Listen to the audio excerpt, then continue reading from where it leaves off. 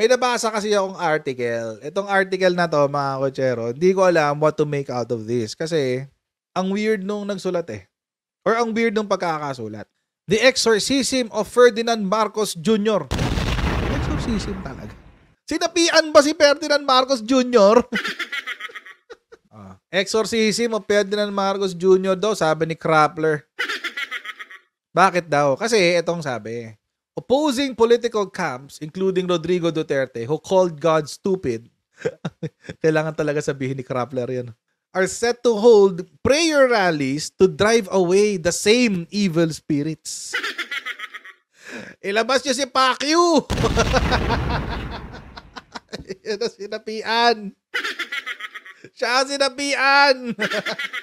Ilabas niyo si Digong. May sapi ng fentanyl. Ito kasi sinabi, the plot gets thicker when one considers the timing. Ay, mga prayer rallies daw. Ayan, no? The 1986 revolution that unseated the president's father and namesake dictator. I will not say dictator. Then the president's father and namesake Ferdinand E. Marcos. But it gets weird and complicated when one factor in the opposing camp, political camp, holding these prayer rallies. Bakit ba kasi may prayer rally na yan? Ano ba kasi yung mangyayaring prayer rally? Meron kasi daw sa February 25, tsaka isa sa February 23.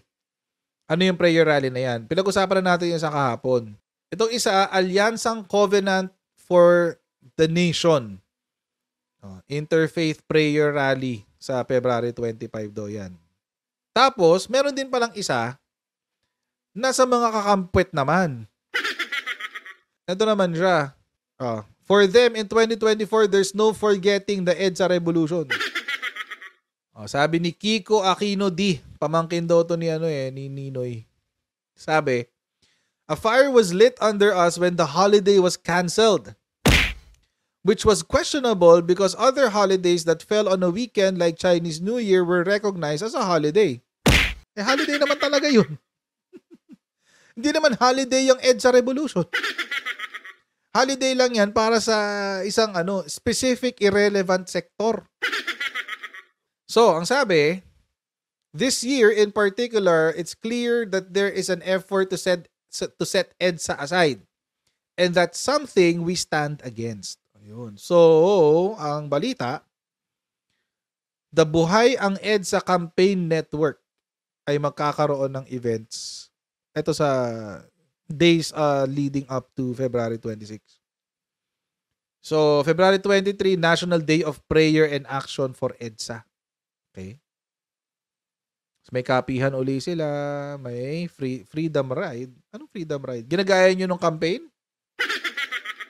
Kasi mga riders naglabasan ng panahon ng campaign sumuporta talaga sila kay PBBM So ito yung prayer and action for EDSA. Para daw hindi makakalimutan ang diwa ng EDSA. Pwede bang paikalimutan na lang natin lahat na meron palang EDSA revolution. EDSA revolution. As usual, mag-shoutout tayo sa mga kaibigan natin sa Sendwave. Yan, kung kayo ay nasa US, UK, Canada, Italy, France, Spain, Ireland, and Belgium, may pwede na po ay magpadala ng inyong mga remittances dito sa Pilipinas. Gamit po ang Sendwave. Ang gagawin nyo lang ay i-download ang Sendwave app, gawa kayo ng account, ilagay nyo pa ang account details dyan, at pwede na kayo magpadala sa GCash, sa mga bangko at iba't ibang mga pawn shops. At kapag ginamit nyo pa nga yung promo code na Coach Jarrett, makakuha kayo ng karagdagan $20 free credit. Okay? So yan, gamitin na po si Sendwave for all of your remittance needs. Tapos dadagdag pa tong interfaith rally nila Digong, ni Xi Digong. Although may chismis na may chismis na meron pa raw sa Cebu. Yung hakbang ng maisog daw sa Cebu sa 25. Di ko alam kung totoo yun, pero 'di ba, yung mga nagpapanggap na prayer rally pero hindi naman talaga. Ano pala siya, political rally. So ito nga. We say opposing in quotation marks because while they come from different poles of the political spectrum, they now find themselves seeking to drive away the same evil spirits. At least 2 political camps are mounting prayer rallies on Feb 23 and 25 to seek the enlightenment of President Ferdinand Romualdez Marcos Jr. and to resist attempts to change the Constitution which had been linked to the chief executive's cousin, House Speaker Martin Romualdez. On Feb 23, forces loyal to the Liberal Party or the Aquinos or the Yellows or the opposition, ang daming or, are holding a national day of prayer on and action for EDSA. Tapos, nung Feb 23 daw kasi, 1986, ito daw yung first day nung 3 araw na revolution ni Jaime Cardinal Sin. Kaya siguro sinabay doon. Tapos, ang pupunta raw dito ay yung mga, syempre, yung mga dilawan. Si Kiko Aquino D. Hindi pala apo, pamangkin. Hindi pala pamangkin, apo pala. Apo ni Ninoy Aquino. So sila daw yung mangunguna dyan. Dahil sinisira daw yung kanilang legacy. Next, ito naman. Another prayer rally for Duterte. So pangalawa na nito. Last month meron siya, tapos ngayon meron ulit. This was to be expected of the so-called yellow forces that have always been against Marcos. But what about the pro-Duterte? Duterte reportedly confirmed he will join a prayer rally at Plaza sa Katauhan in front of the Cebu City Hall on February 25. So tuloy. Pala. In this prayer rally, pro-Duterte forces aim to fight moves to change the Constitution through people's initiative. Yun ang sinabi ng The Freeman. So, few media outlets, among them The Freeman and the Daily Tribune, have reported about the Cebu prayer rally as of Friday afternoon, Feb 16. But pro-Duterte personalities such as Jay Sonsa and Vivian Velez have been actively promoting the event on social media. Well, that's expected of Jay Sonsa kasi ikaw na may 1 million a month, di ba? 1 million a month galing dun sa chief propagandist ng ng mga Duterte Balahura supporters na si Kibs, si Pastor Canor. Ay gumawa pa ako ng kinontent ko pa 'yon, pero tatanggol ko pa si Jay Sonsa nun. The things we regret after we do them. Tapos, yun nga, kunwento rin yung sa Davao na prayer rally. Na hindi naman talaga prayer rally. It's actually a, political rally talaga yon. Hindi naman talaga prayer rally yon. Pero, sige na lang, kung happy kayo sa prayer rally, edi, ganyan pala kayo magdasal. Yung nagmumurahan kayong lahat. Yung sinisiraan nyo yung gobyerno. Hanip kayo magdasal. So godly. Ganyan siguro sila magdasal ng bawang pagkakain. Panginoon, salamat sa pagkain. PI na gobyerno to. Ibagsak. Marcos bangag. Salamat sa pagkain. Amen. Okay, the former president said on this day of prayer, January 29, a Sunday, may drug addict tayo na presidente. PI yan. So ngayon, ang question is, bakit puro prayer rally? Dahil daw, throughout history, religion has been used either to legitimize political power or to challenge the powers that be. Well, again, the perfect example is people power. Kasi, kayo nag-umpisa niyan mga dilawan eh. Yung mga prayer rally, tapos gagawin yung political rally. Tapos sabi, remember too how Gloria Macapagal Arroyo joined prayer rallies or had her photos taken with religious leaders at the height of her unpopularity. And how prayer rallies too became a tool for her critics. Well, si GMA kasi, kung si GMA ang mentor ng mga Duterte sa politika, expected na kung bakit. Ito yung pinakamatindi yung sinabi ni Senator Amy dun sa JIL. Naalala niyo yun? Yung sinabi ni Senator Amy nung nagdasal siya noong 28. Sabi, haplusin nawa ninyo ang puso ng aking kapatid, ang Pangulo ng Pilipinas. Buksan po ninyo ang kanyang mga mata at bigyan nyo siya ng kaliwanagan ng pag-iisip. Gisingin nyo po siya at ilayo sa mga demonyong nakapaligid. Yun. At huwag ipaubaya sa mga sakim. Sa mga pagkakataon na to. Dasal pa ba to? Parang hindi na. So, ang na ni Rappler, okay then, may the best angels win. Baduy ng ending mo, boy. Let's pagmuni-munihan natin to ng konti. Kung exorcism of Ferdinand Marcos Jr., that means sinapian siya. O baka title lang naman yan, pang clickbait. para sa mga manunulat, yung title nila is also a summary ng kanilang mensahe. Kasi puro nga naman daw prayer rally, tapos yung prayer rally puro laban kay PBBM. But let's think about this for a few minutes. Number one, yung mga dilawan, pinaglalaban nila, nakakalimutan na raw yung kanilang, di raw kasi sila binigyan ng holiday. Yun yung una. Pangalawa, yung Chacha daw, laban daw sa Chacha. I don't think it's just about Chacha. Kasi, well, expected mo na yun sa mga dilawan eh. Di ba?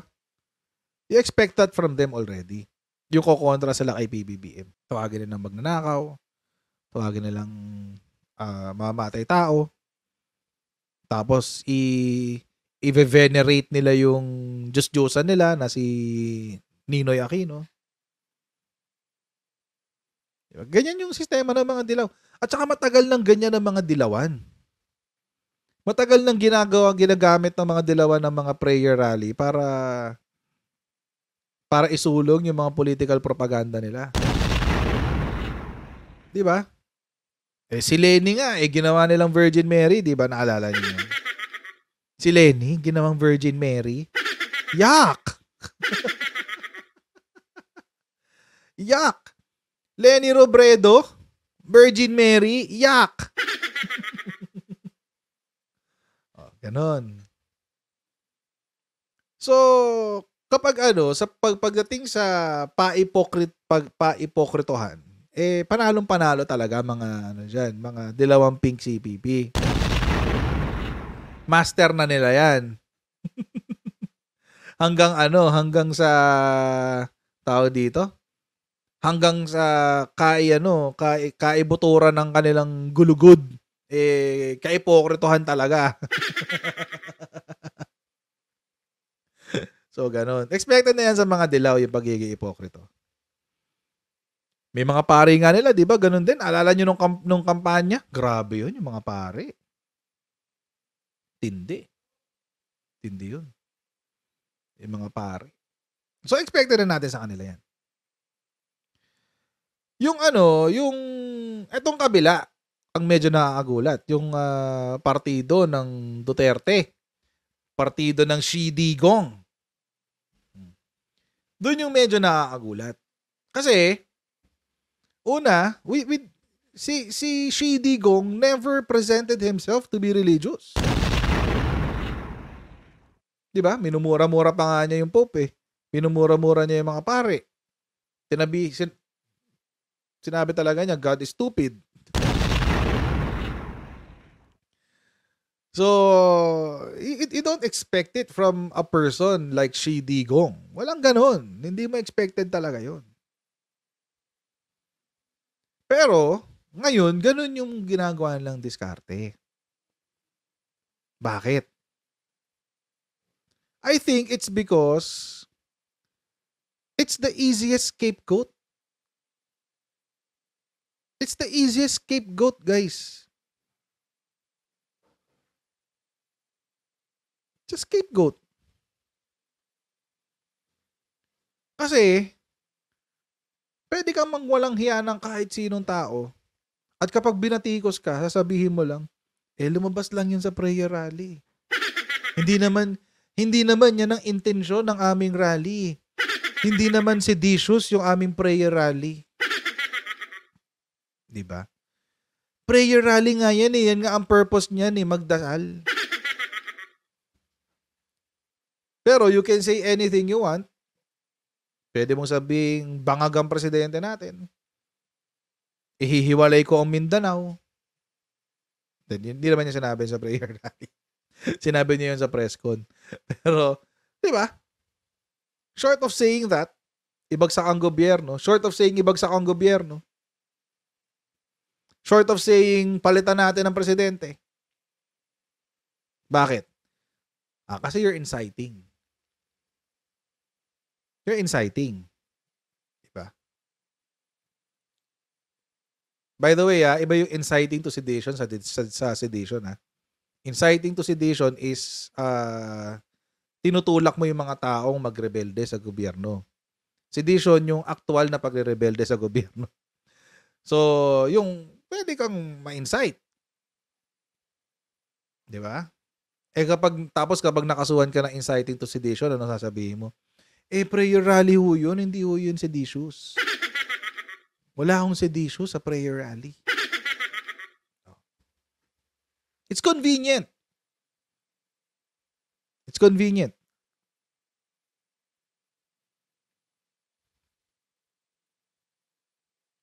Pero hindi talaga siya prayer rally. Alam natin hindi prayer rally yan. Tulad ng ginawa ng kapatid ni Presidente. Pangit, di ba? Ang pangit, basura yung ginawa niya. Sorry sa mga,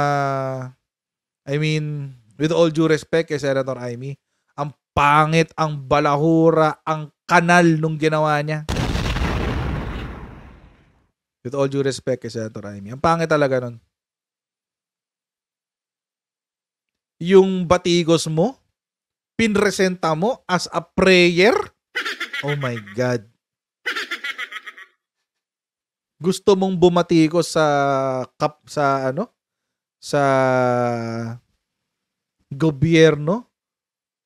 Itinago mo sa itsura ng panalangin?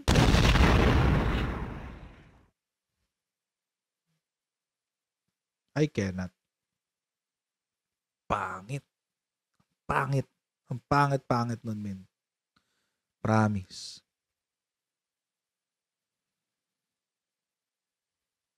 Paano pag yung gobyerno natin magpa-prayer rally bigla, no?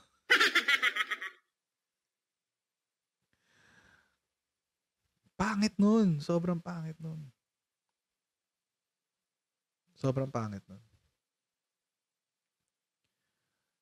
Tapos ang ending, exorcism of Ferdinand Marcos Jr. Sinong may sapi? Sinong totoong may sapi? Sige nga. Una yung mga dilaw, sinapian ng kaluluwa ni Ninoy Aquino. Akala naman nila tama yung pinaglalaban nila. Hello? Ilang kaso na yung natatalo nyo? Uy! Hanggang ngayon, yung Marcos magnanakaw nyo, hindi pa rin nalipad. Yung Marcos magnanakaw nyo, isa-isa nang nadudurog. Halos lahat ng kaso niya, patapos na. Pawala na. Isa na lang iniintay ko yung kay Madam Imelda sa Supreme Court. Yung criminal case niya na nasa Supreme Court hanggang ngayon. 2018 pa yun nandun hanggang ngayon di pa matapos-tapos Yun na lang iniintay ko actually.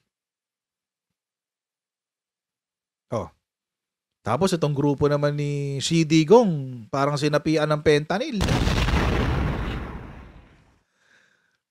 My God, I hate drugs, pero siya pala yung maabuso ng fentanyl. Huli, inamin niya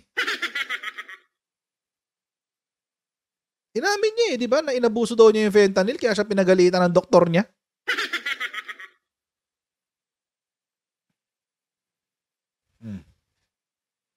Susie, salamat sa iyong super chat. God bless po.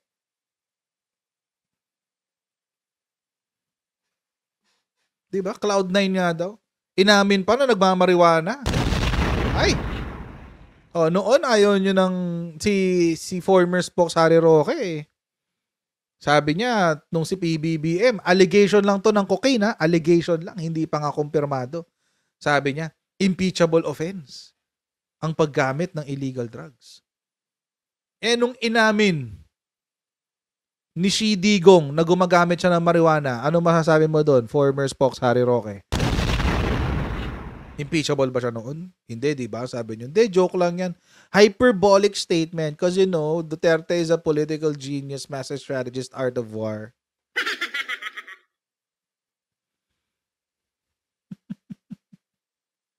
Baka baliktad. Baka kaya kayo nagwawala kasi si PBBM nilalabas yung mga kademonyohan nyo. Baliktad nga. Ang totoong demonyo, kayo. At dahil Iba yung patakbo ni PBBM sa gobyerno, lumalabas ang mga kademonyohan yung lahat. Baka kayo yung kailangan ni exercise. Dahil kayo yung may sapi. May sapi na, may sapak pa.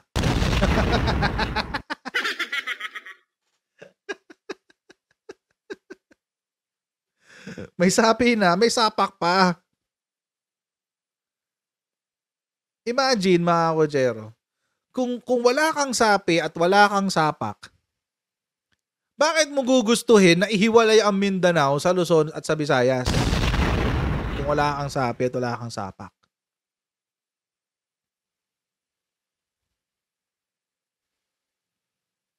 Kung wala kang sapi at wala kang sapak, bakit mo pa rin pinaglalaban na isang makapili tulad ni Ninoy Aquino, isang traidor sa bansa tulad ni Ninoy Aquino, ay siyang tunay na bayani?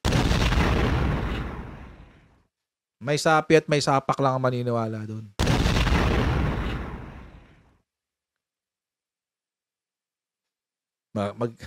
Baka mayroon na namang magkakakain ng microphone diyan. Baka lumaklak na ng ano yan, ibe-blender na niya yung microphone para mas madali kainin. Patay gutom ang wala. Patay gutom. Hirap na ba kayo? Nahirapan na kayo? 1.5 taon pa lang, hirap na kayo?